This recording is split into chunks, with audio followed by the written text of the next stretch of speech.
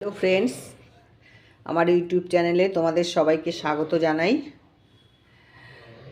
আমি আজ একটা রেসিপি করব, সেটা হচ্ছে পালং শাক মাছের তেল দিয়ে করব। প্রথমে কড়াইতে তেল বসিয়েছি, দেখতে পাচ্ছ। তেলটা গরমও হয়ে গেছে। আমি শুকনো লঙ্কা আর পাঁচফোড়ন দিয়ে দিলাম। শুকনো লঙ্কা পাঁচফোড়ন দিয়ে দিয়েছি।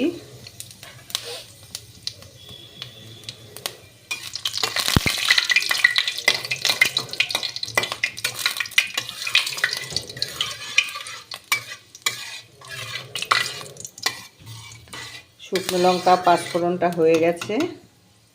আমি একটু গ্যাসের ফ্লেমটাকে কমিয়ে নিচ্ছি। এইবার আমি মাছের তেলটাকে দিয়ে দিলাম।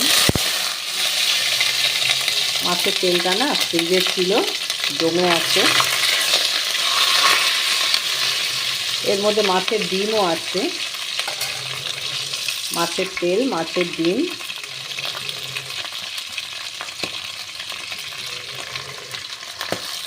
জমে আছে, একটু শক্ত হয়ে গেছে। জলের মধ্যে ভিজিয়ে রেখেছিলাম, তাও এখনো ঠিক মতো নেওয়া হয়নি।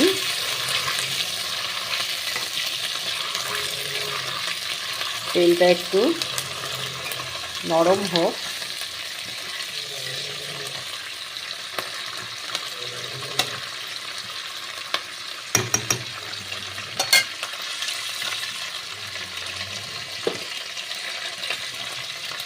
এইদিকে দেখো, আমি পালং শাকটাকে কেটে রেখেছি। এর মধ্যে গুঁড়ি আলু দিয়েছি, মাঝখান থেকে একটা আলু মাঝখান থেকে কেটে, শিম দিয়েছি, বেগুন দিয়েছি। পালংগুলোকে কেটে নিয়েছি, বেগুন দিয়েছি, বেগুনটা খুব কচি ছিল, আর শিম দিয়েছি। এটা একটু নরম হোক, নরম হয়ে যাবে, এক্ষুনি নরম হয়ে যাবে।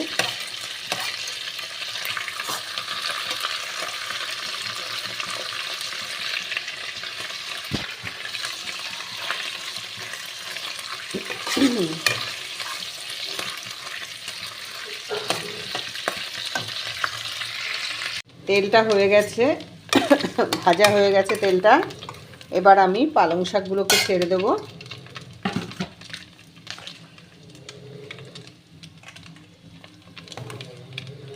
আমি আস্তে আস্তে পালং শাকগুলোকে ছেড়ে দিচ্ছি।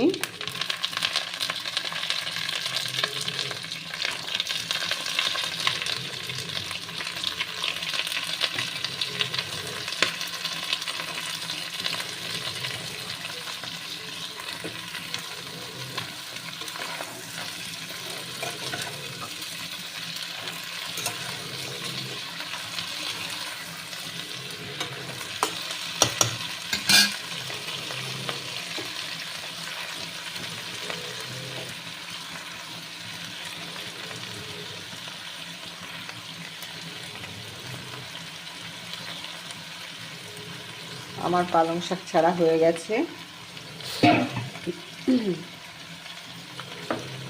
এবার আমি লবণ দিয়ে দেব পরিমাণ মতো।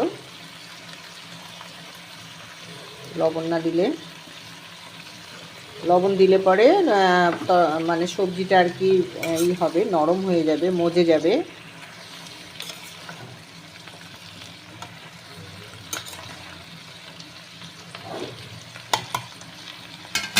কড়াইটা নতুন কড়াই তো সরে যাচ্ছে। লবণ দিয়ে দিয়েছি। এবার আমি হলুদ দেব।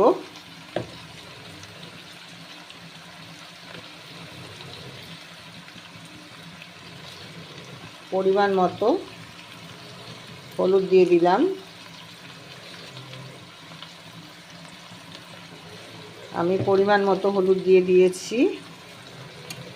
আর কটা কাঁচা লঙ্কা চিড়ে দিচ্ছি। এই দেখো, কতগুলো কাঁচা লঙ্কা চিড়ে রেখেছিলাম, সেগুলোকে দিয়ে দিলাম।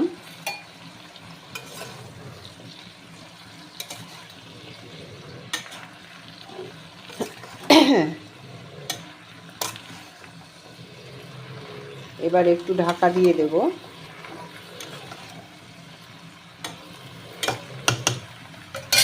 এবার একটু ঢাকা দেব বন্ধুরা। দেখো, পালং শাকটা রেডি হয়ে গেছে। এবার আমি গ্যাসটাকে অফ করব। আমি গ্যাসটাকে অফ করে দিলাম। এবার আমি একটা হাতা দিয়ে এটাকে সার্ভ করে দিচ্ছি।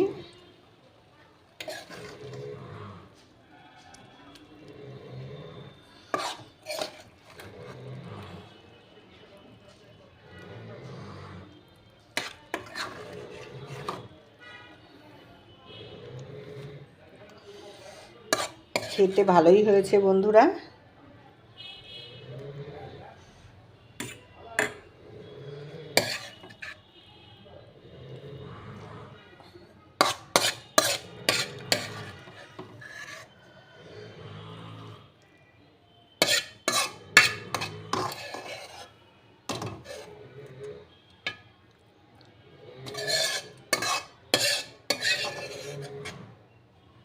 আমি পুরো পালং শাকটাকে তুলে নিয়েছি। দেখো কেমন হয়েছে বলবে কমেন্টে তোমরা। আমার এই রেসিপি তোমাদের ভালো লাগলে প্লিজ লাইক করো, কমেন্ট করো, চাইলে শেয়ার করতে পারো। আর তোমরা ধৈর্য ধরে দেখেছো এতক্ষণ, তার জন্য তোমাদের অসংখ্য ধন্যবাদ। নতুন যারা বন্ধু আছো তারা প্লিজ সাবস্ক্রাইব করে দিও।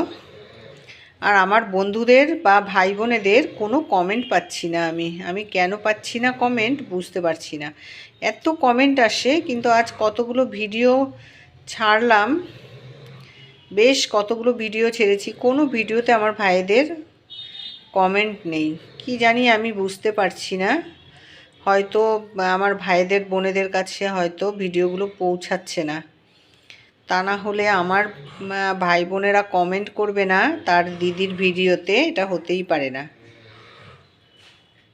যাই হোক, তোমরা লাইক কমেন্ট করো, ঠিক আছে। আজ এ পর্যন্তই রাখছি, টাটা।